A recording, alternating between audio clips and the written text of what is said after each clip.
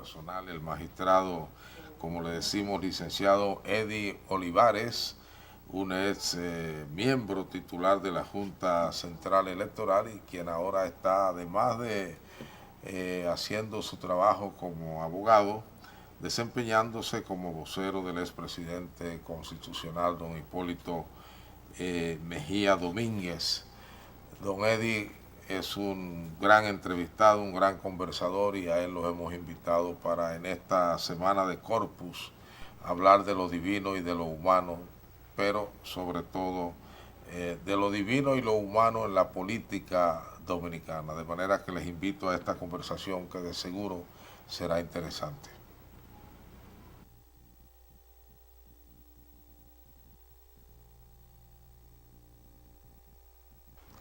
Licenciado Eddie Olivares, muchas gracias de nuevo por estar aquí conmigo. Usted siempre es muy solícito, muy generoso, muy amable conmigo y bueno, creo que solo por causa mayor quizás en alguna oportunidad no ha accedido a nuestra invitación por años. Gracias a Dios. ¿Cómo se siente? ¿Se le ve como más joven, más delgado, más sonriente? ¿Cómo anda la vida? Gracias. Muy bien, y contentísimo de compartir el programa esta semana. Y bueno, para mí siempre es un placer poder conversar con usted y de esa manera retroalimentarnos. En el caso mío, yo me alimento sobremanera. Yo alimentarme con sus saberes jurídicos y políticos. Gracias, y conversar con todo el país. Don Eddie, usted está ahora ejerciendo el derecho. Así es. Sí. ¿Tiene una materia preferida o ejerce el derecho en general como hacemos en los pueblos? Estamos ahora manejando fundamentalmente derecho corporativo, el derecho administrativo, el derecho civil, lógicamente. El derecho penal lo hemos dejado un poco a un lado porque la actividad política y todo esto implica a veces preferiblemente temas que son complejos, como generalmente lo es el derecho penal, dejarlo a un lado y entonces atender un derecho que es menos difícil, porque la verdad hay que reconocer que cuando uno asume un rol político, entonces tiene que prescindir de algunas cosas independientes. A mí me ha gustado mucho el derecho penal, le dediqué una parte de mi tiempo, pero yo recuerdo que poco tiempo después de salir de la Fiscalía de la provincia de Santo Domingo, me llamaron unas personas que la familia de alguien que había cometido un feminicidio en la provincia. Entonces, esta persona que tenía recursos económicos me llamó y hizo todo el esfuerzo para contratarme, para que fuera su abogado en ese caso. Pero ocurre que era un feminicida. Y entonces cuando fueron, no, pero magistrado, nosotros estamos decididos a pagar lo que usted nos diga. Sus emolumentos. Sí, entonces y lógicamente yo muy bien que me hubiera caído ese caso. Y entonces yo lo analicé y le dije, mire, es que yo no puedo asumir ese caso en este momento. Yo venía de la Fiscalía, de condenar los feminicidios, de perseguirlo, de un trabajo que fue muy especial y al que le dedicamos mucho tiempo en la Fiscalía, de prevenir los feminicidios con la integración de la sociedad, sobre todo de la comunidad, a través de la Junta de Vecinos y demás organizaciones comunitarias, y dio un excelente resultado. Y entonces figúrese usted que yo apareciera como abogado de un feminicida, de un caso que fue un caso muy fuerte. Y entonces yo siempre he estado consciente de que hay casos en el derecho que no puedo asumir. Esa es una decisión que usted tomó muy inteligente, porque hemos visto en el país a figuras muy importantes, sobre todo figuras vinculadas al pensamiento progresista en términos políticos y jurídicos, y también gente hasta vinculada a la izquierda, que de un momento a otro han aparecido como abogados de grandes capos, digámoslo, y bueno, en la estima pública han bajado enormemente, y algunos incluso no han podido recuperar esa estima. Sí, ha ocurrido con una confusión con el nombre mío, sí, en un caso muy sonoro. Así es. Y otro amigo mío. Sí, amigo queridísimo. Exactamente, un gran jurista. Sí, brillante. Sí, sí. Y entonces se generó la confusión, se pensó que era yo. Y eso encadena, afortunadamente todavía las redes sociales no eran tan influyentes. Exacto. Pero generó una situación en la que la familia mía de los Estados Unidos, de todas partes, llamó a una hermana mía que vive en Nueva York. Pasó por una situación muy difícil porque le dijeron, pero mira, tu hermano que era tan, que nosotros teníamos como un modelo, y mira ahora por el dinero, todas las cosas, y yo tuve que ir a los medios a aclarar que no era usted. Creo que tuve que hacer un esfuerzo. Sí. Y de todas maneras, para los políticos, en el caso mío no es solamente por ser político únicamente, sino por un asunto de convicción. Yeah. Yo hay casos que no lo asumo porque tampoco condeno a quienes lo asuman, porque el abogado es un profesional que tiene que darle auxilio a quien se lo solicite, ¿no? Es un auxiliar de la justicia. Así es. Y por lo tanto debe asumir los casos sin importar la consecuencia. El derecho penal, si no es el más elegante, es uno de los más elegantes, porque yo recuerdo cuando muchacho, porque mi primera vocación fue estudiar derecho. Sí. Ese era mi interés. Y yo iba a los tribunales y bueno, allí quienes lucían y se lucían eran los criminalistas. Sí, sí. Y luego cuando uno llegó aquí a la capital, escuchó los grandes nombres, Sánchez Morcelo, el doctor Vincho, sí, el mismo doctor Jorge Blanco, que aunque estaba dedicado al derecho civil más, era un gran penalista, brillante, y era un gran abogado. Duquela, hombre, más que nada un jurisconsulto. Sí, Jotin Curi y el doctor Pina. Abel Rodríguez del Orbe. Abel Rodríguez y el doctor Cabral Ortega. Héctor Cabral Ortega, que lo vi tantas veces fajado en los tribunales, tanto en términos de defensa de los presos políticos como en casos de penales. Artañán Pérez Méndez en el Cibao. Bueno, ese era el maestro, el maestro Artañán, que creo que manejaba, me dicen que es el único que manejaba con la misma habilidad y conocimiento el derecho civil y el derecho penal. Y el doctor Pina Acevedo también era también bueno, lo hacía. En todo. Sí. Eran completos. Era... Sí. Y hay que decir que dentro de todos, escuchar al doctor Vincho y al doctor Sánchez Morcelo era un encanto. Sí, sí. Y había un abogado poco conocido, pero era el maestro, le llamaban, de los incidentales, que era Duarte Pepín. Era el genio de los incidentes. A veces... Yo tuve el privilegio de verlo en la causa, en el lado contrario a Rafael Herrera. Y del lado de Rafael Herrera estaban gente de la calidad, civilista también, que lo era Freddy Prestor Castillo.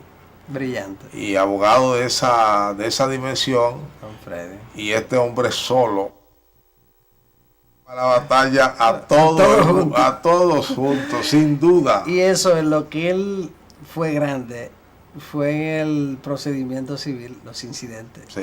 El maestro de los incidentes generaba incidentes que después ni él mismo podía resolver. Sabía cómo salir. No salía, se quedaba ahí. Bueno, yo para avalar su afirmación le puedo dar esta anécdota. Cuando empezó el juicio a don Rafael Herrera, recuerda a mucha gente por aquel famoso editorial cuando mataron a Orlando y a Gregorio García Castro, y él habló de esa confidencia que Balaguer le había dicho de que necesitaba alimentar las boas para poder gobernar y dar la ración del boa. Entonces el señor, que el chino no sé cuánto, que se sintió aludido porque era el acusado en este caso, bueno, hizo uno de los actos jurídicos más espeluznantes, más extravagantes, y es que fue con su abogado a decomisar el listín diario. Sí. Y fue allí todo a parar el periódico, sí, y a parar las maquinarias.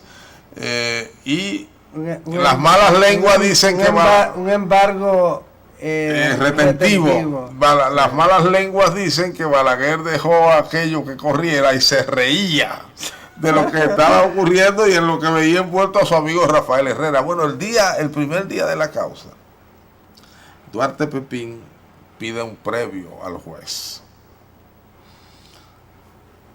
porque él se conocía el procedimiento, bueno, más que conocerlo, lo hacía, lo construía. Sí. Y como tenía un bagaje en el derecho tan amplio, pues se daba el lujo de hacer todo.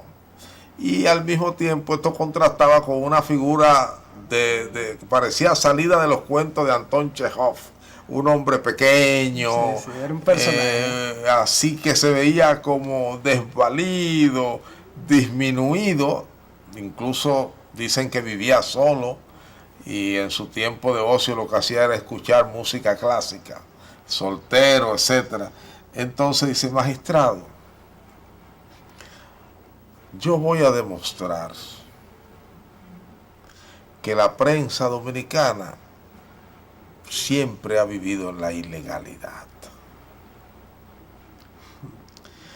Yo quiero, por favor, que vos me confirme por secretaría si los señores fotógrafos y camarógrafos que desde que inició este juicio han estado tomando fotos y fílmicas, si hicieron la solicitud correspondiente al tribunal según lo establece el artículo tal. Secretaria, ¿solicitaron? ¿Hay alguna carta? No, dice el juez.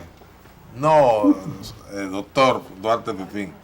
Ve usted, magistrado, siempre han vivido en la ilegalidad. Con eso fue. Oye, así comenzó. Entonces, para decir que quien estaba ahí, sí, había igualmente no solo vivido, sino construido, ayudado con su talento, decía él, a construir esa ilegalidad y sí, pretende seguir en la ilegalidad. Sí. Entonces, magistrado, la historia de la prensa dominicana se va a dividir entre el día de hoy, antes y después. Brillante. Era un hombre brillante. Bueno, sí, pero la verdad es que los abogados, como en su caso y en muchos otros casos, siempre tienen esa norma ética que es muy particular y de conciencia, que le hace saber qué casos aceptan y qué casos no. Sí.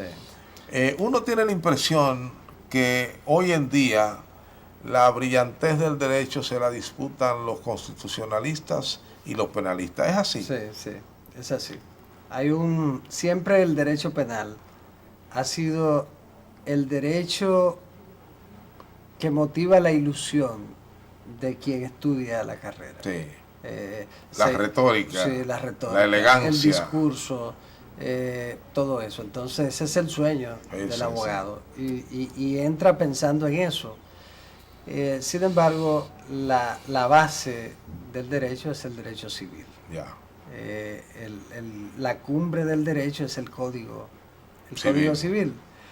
El razonamiento. El razonamiento. Pero el derecho civil, usted diría, bueno, para un ciudadano normal, es a través de documentos, sí, ¿no? Es un derecho aburrido. Muy para frío. Normal, frío. Muy bien pagado. Bien pagado a veces, y sobre todo porque es un derecho de interés privado. Exactamente. Exclusivamente privado. Sí. Al ser privado, a nadie le importa lo sí, que ocurra correcto. En el derecho civil. Por eso no son noticias. Ningún caso civil. Es muy difícil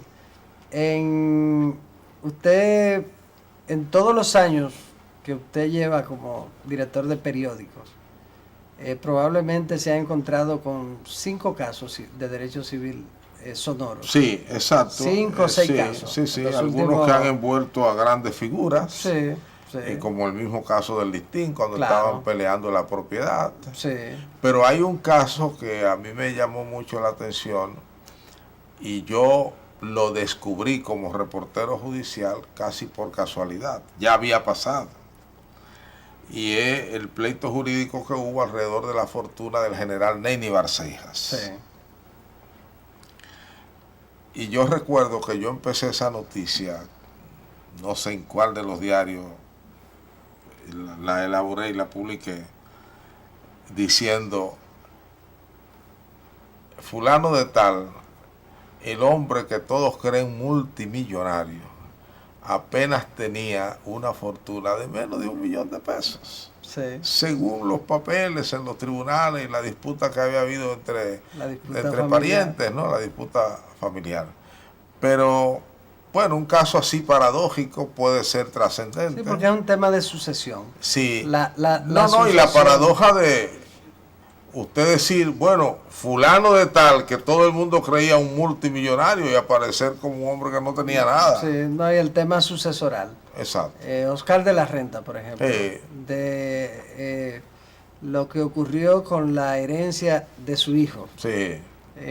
Y así ocurre con multimillonarios, que sí se convierten en noticias, pero fundamentalmente noticias de farándula. De farándula, amarilla. Correcto. Pero el derecho civil es la columna vertebral del derecho. Fíjese que la fuente del procedimiento, ya sea penal, del procedimiento penal, administrativo, cual que sea, tiene como base de sustentación, como fuente general, el Código Procesal Civil. Y pareciera que el derecho constitucional hoy en día es el derecho de la inteligencia, del razonamiento, de la exégesis.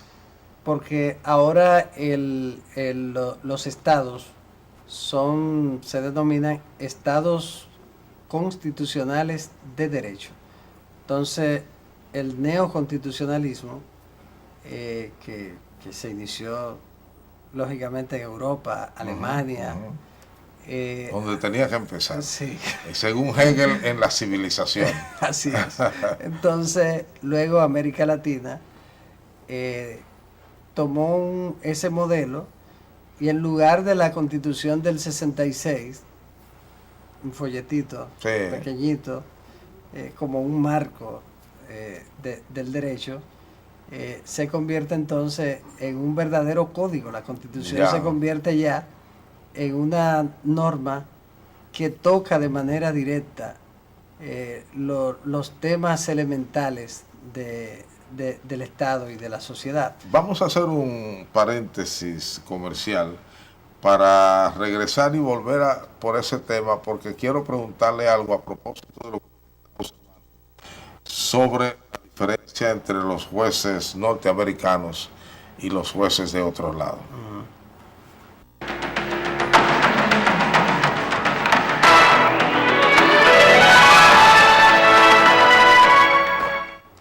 Seguimos esta entrevista, cuasi conversación con el licenciado Eddie Olivares, un ex miembro titular de la Junta Central Electoral, como hemos dicho, es procurador fiscal de la provincia de Santo Domingo, el primero, y vocero en estos momentos del expresidente constitucional Hipólito Mejía.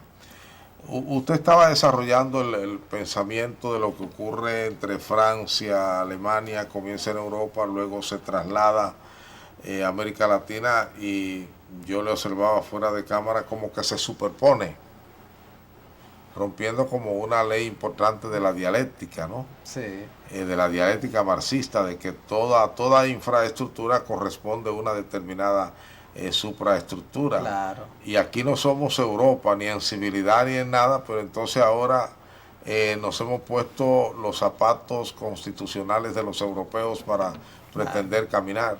Bueno, el Estado constitucional, lógicamente, requiere de un defensor de la Constitución. Y entonces se crea el Tribunal Constitucional. Que ese es su papel, interpretar y defender. Sí. Entonces, pero fíjese cómo llega a impactar la Constitución en aspectos que se supone son aspectos particulares en las diferentes vertientes. Por ejemplo, a propósito de los partidos políticos. La esencia de los partidos políticos durante mucho tiempo, en cuanto al funcionamiento como organizaciones, era el centralismo democrático. Yeah. Realmente una creación de Lenin, y que Rosa Luxemburgo combatió. Se produjo un debate sobre el tema y ella siempre entendió que terminaba en autoritarismo el centralismo democrático, la línea vertical del leninismo. Y entonces cuando Stalin asume el liderazgo del partido bolchevique, entonces lo aplica con mucho más rigor y el partido se convierte en una especie de dictadura en lo que tiene que ver con su funcionamiento interno, las purgas internas. Trotsky tiene que huir y entonces utiliza ese mecanismo para tener el control absoluto del partido. Bueno, ahora... Con el predicamento que lo que apoya a la mayoría, eso es que es lo que es el centralismo democrático. El centralismo democrático de conformidad con la Constitución, con el Estado constitucional de derecho, no puede aplicarse como se ha aplicado hasta ahora. Yeah. Y yo digo hasta ahora porque el liderazgo político y la sociedad se acostumbraron a que si en un partido la dirigencia de ese partido tomaba una decisión, había que cumplirla, asumirla y respetarla. Bueno, pero previa sanción de los organismos correspondientes, que era lo que la legitimaba. No, lo que ocurre es que ya no se aplica igual. Ya, por ejemplo, un partido no puede expulsar a un miembro porque se le ocurrió, porque violó una disposición y entonces el partido decide expulsarlo. Como ocurrió, por ejemplo, ha ocurrido en procesos de aprobaciones de leyes o de reformas con legisladores. Pero eso sí se violenta el proceso, ¿no? No, lo que pasa es, sí, claro, esa es una parte esencial. Pero, por ejemplo, los partidos hacían expulsiones sumarias. Sí. Y sumarísimas. Sí. Que no lo hacían ni siquiera los... Pero eso nunca ha sido democracia, aunque se hiciera. Bueno, pero lo fundamentaba en el centralismo democrático. Bueno, se podía hacer en un partido marxista, pero en un partido democrático no. No, aquí en todo. Bueno, se hacía, pero no era legítimo. Bueno, pero se hacía y se pretendió hacer, hasta ahora se hace. Sí, pero ¿por qué? no es legítimo. Porque es Nunca una lo fue, cultura. profesor. No, sí, lo podían hacer y no ocurría nada. No ocurría nada, ahora, pero eso no quiere decir que no fuera ilegítimo. Pero era legal. Lo que pasa es que era la interpretación del criterio del centralismo democrático, pero si el jefe lo hacía sin legitimarlo los organismos, era igualmente No, es ilegal. que lo que cambia eso es el Estado constitucional de derecho, el que tenemos ahora. En el anterior no. Entonces, ¿qué ocurría, por ejemplo? Se reunía el máximo organismo ejecutivo del partido, comisión política, y decidía al militante tal hay que expulsarlo, hizo tal cosa, se reunían, sí, expulsado, ya está expulsado. Sí, pero en lo que yo le quiero significar, en ese caso es muy bueno para ilustrar, si no cumplía ese organismo el proceso, el debido proceso de ley, hoy no es válido, pero si hoy lo cumple, es válido hoy todavía. Sí, pero ayer no tenía que cumplirlo. No, ayer no había quien dijera, mire, usted no incumplió. Pero lo que le quiero decir que su esencia era dictatorial, no democrática. No tenía que cumplirlo porque no era un Estado constitucional de derecho. Por ejemplo, la Constitución, lo único que tenía la Constitución sobre los partidos políticos que estableció era en el año Es decir, había una ausencia de legislación. Claro, en el año 1942. ¿Qué podía decir la constitución de los partidos políticos? Lo que hizo Trujillo en el 42, por un asunto de conveniencia política. Estableció en la constitución el funcionamiento de los partidos. Para que su partido, el Partido Dominicano, tuviera una categoría superior, pero era un solo partido. Entonces, a partir de ese momento, la República Dominicana fue el segundo país en América Latina, después de Uruguay, que constitucionalizó los partidos, pero era solamente en relación con la mención del partido. Ahora, la democracia interna recién se constitucionalizó en el 2010. Con la constitución actual, ya una constitución amplia que casi triplicó la constitución del 66. Y entonces, el tamaño. Ahí se estableció en el artículo 216 la constitucionalización de la democracia interna y la constitucionalización de la transparencia. Lo que no han sido no se le ha dado concreción, porque para darle concreción, si la Junta no lo hace a través del poder reglamentario que tiene, lo natural es que sea a través de la ley. Como no se ha aprobado la ley, no se le ha dado concreción. Ahora bien, a partir de esa constitución, usted no puede expulsar a un dirigente sumariamente, sin cumplir con el debido proceso de ley. Entonces ahí lo que yo le quiero significar es un matiz. Aquella vez, aquel principio que ustedes tienen según el cual si no hay ley, no hay delito, no había delito, pero la esencia del acto era dictatorial, aunque quedara sin sanción.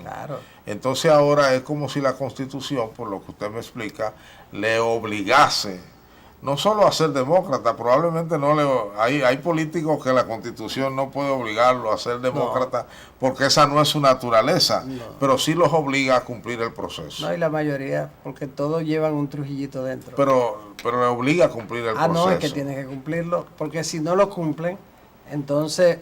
es como decíamos antes, la tesis de la democracia tutelada. Claro, ese dirigente o militante acude ante el Tribunal Superior Electoral y entonces será protegido. Lo que ha ocurrido con las múltiples asambleas que han realizado algunos de los partidos, que siempre terminan en el Tribunal Superior Electoral y el Tribunal Superior Electoral las desautoriza.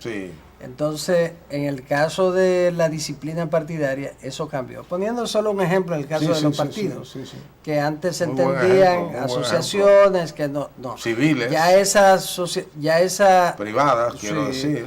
Claro, ya esa organización está también tutelada por la Constitución de la República. Correcto. Entonces, ayer la Constitución era una Constitución marco, una Constitución que solo abarcaba los temas en sentido general, no llegaba a la particularización de los temas.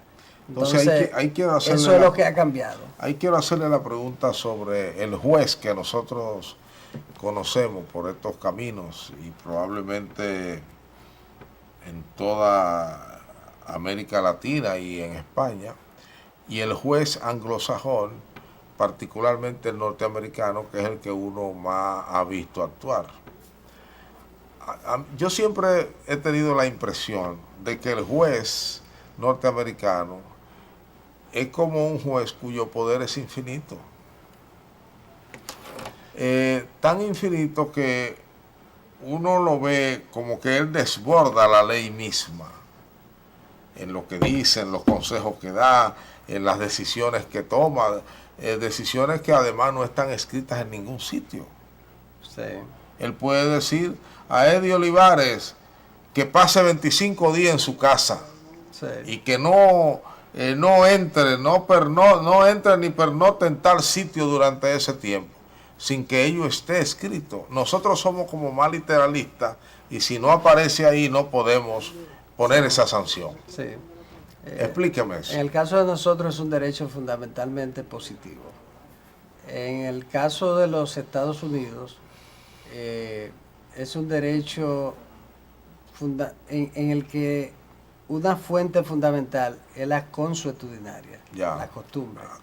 Al estilo Inglaterra. Sí, es su origen. Ya. Entonces, la costumbre. Sin embargo, ellos hicieron una constitución. Ahora. Muy enunciativa. Sí. Entonces, pero esa constitución se sentaron todos, las figuras más brillantes, a debatirla. Filósofos del derecho. Filósofos del derecho.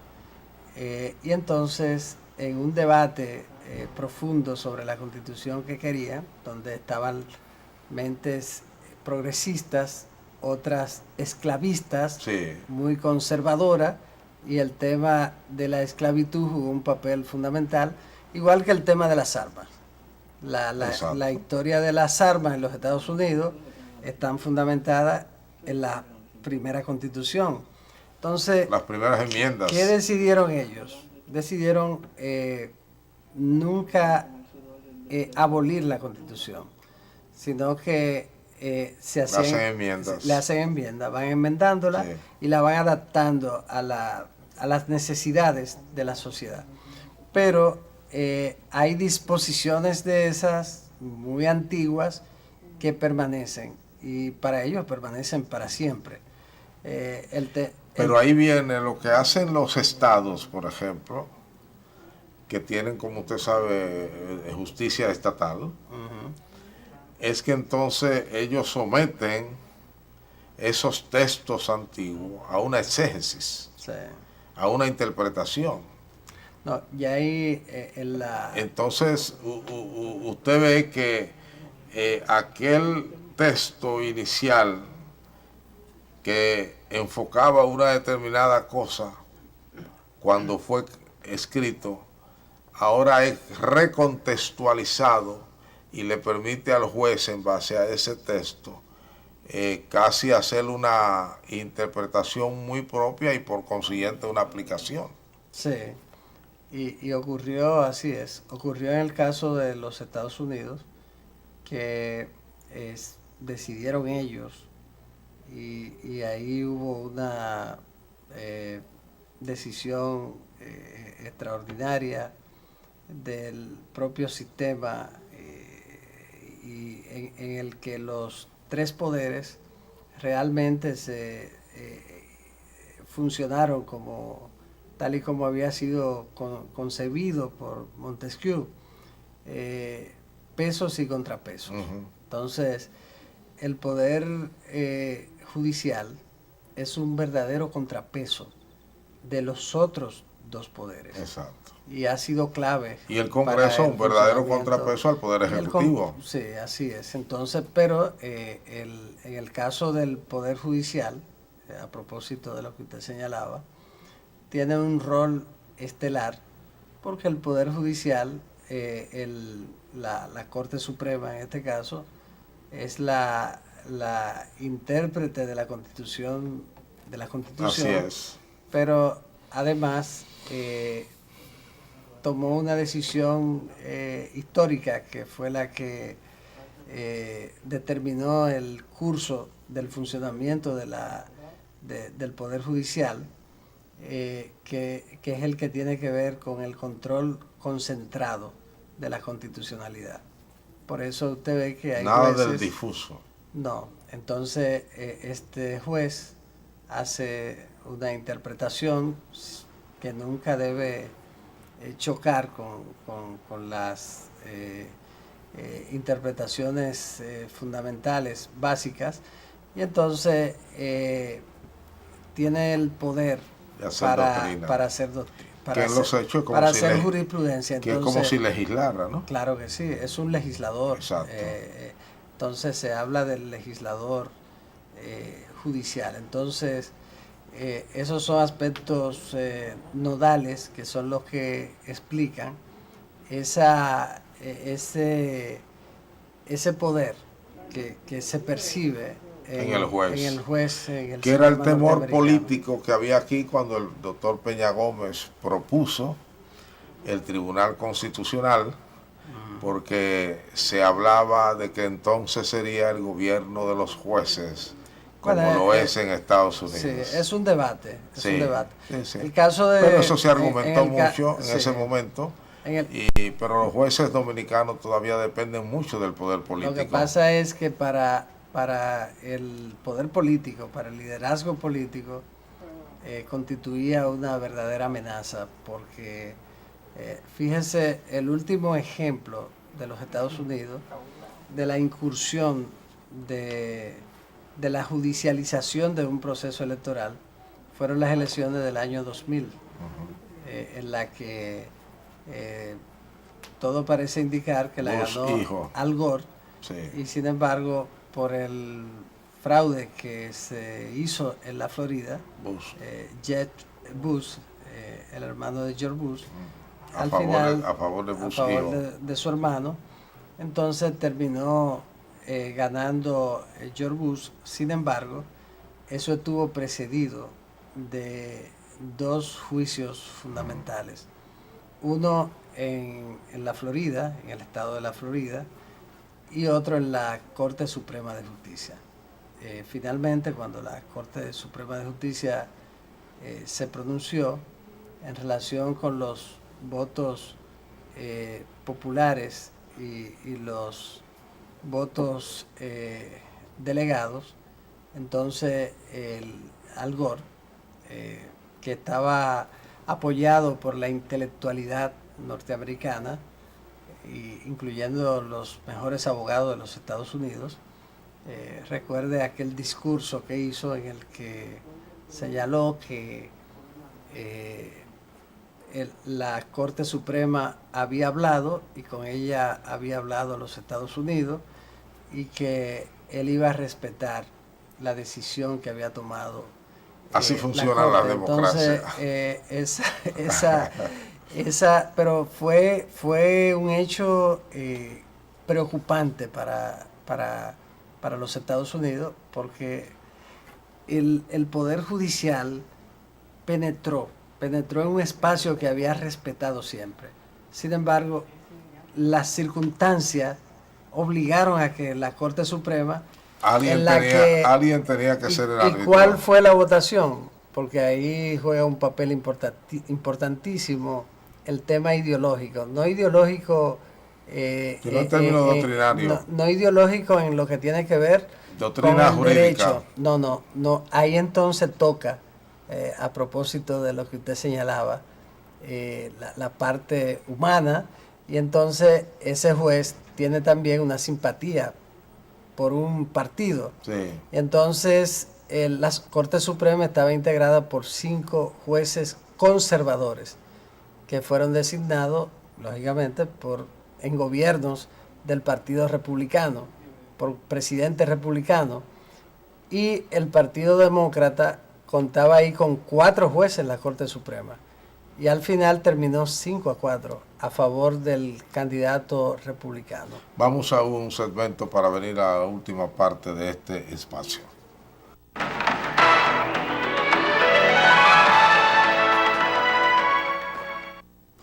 Bueno, licenciado Olivares, creo que nos fuimos por el camino jurídico, yo aprendiendo de su sapiencia de abogado. Yo creo que la filosofía del derecho es algo muy interesante, más que el derecho mismo. La filosofía apasionante del derecho. Mire, yo quería preguntarle, ¿qué impresión tiene usted del presidente Trump? El presidente Trump... Porque es un presidente atípico, y no en el sentido que se le llamaba atípico a su amigo y nuestro amigo Hipólito Mejía, sino que es un hombre que viene del mundo de los negocios, donde fue exitoso, sin duda. Se le reconoce en Estados Unidos como un hombre exitoso, y ha traído como su estilo negociador al ejercicio del gobierno. Y bueno, es ríspido, pero no le ha ido tan mal. Es un hombre muy hábil. Ahora está por competir por el premio Nobel. Ya. Usted Casi el encuentra- mismo, ¿no? Sí, usted encuentra la contradicción profunda. Todo porque Obama, o sea, Obama se lo dieron. Sí, pero él ahora compite porque cuando ya hay una realidad, la situación de Corea ha bajado. Ya. Todo el mundo se concentró Sí, en sí, la sí. posibilidad de que se Y la ha produjera- bajado de manera extraordinariamente positiva, Sí. porque está a punto de sentarse a negociar. Sí, entonces genera una expectativa terrible entre Corea, él, todo el mundo dijo, bueno, estamos al borde ya De una guerra. de una guerra. Entonces, de repente baja todo. Sí, sí, sí, sí. Y próximamente van a reunirse, pero después que anuncian que van a hacer la cumbre tan esperada, Dice que no. entonces él dice que no. Parece que había un punto por dirimir. No, dice que no y le genera más dramatismo Sí, a la pero situación. yo digo que parece que dijo eso porque había un punto en que quizás Corea del Norte no cedía. Sí, es probable, pero Porque él como que es tú sabes que a Andy Dawarre se le dice aquí que es el economista de los shocks. sí, Le gusta actuar por shock. por shock. Y parece que este señor le gusta actuar con shock. Sí, Ponerlo electroshock sí. para arrinconar a sus rivales. Claro, y hay un principio, todo el que es un comerciante, como el caso de él, negocia a la ofensiva. Sí, sí. Bueno, el caso que sea esa la razón o no, va a celebrar la cumbre, que va a ser un acontecimiento extraordinario. Seguro. Entonces, es un personaje atípico como es atípico este tiempo que nos ha correspondido vivir. La verdad es que las cosas que han ocurrido.